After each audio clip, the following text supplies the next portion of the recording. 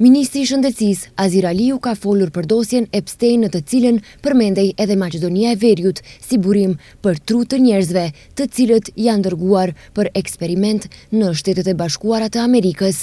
Aliu tha se si ministër ka inicuar një grup punues i cili do të shqyrtojë këtë situatë në aspektin administrativ.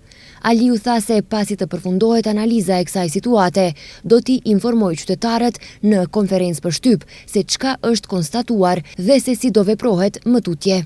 Kam pasur takim në ministri me sektor të ndryshëm. Kemi krijuar grupe punuese që do të ndjek një aspekt administrativ për periudhën që përmendet nëse ka pasur ndonjë memorandum për kërkime shkencore ose analiza. Për momentin është në suaza të spekulimeve, por do ta shqyrtojmë, tha Azir Aliu.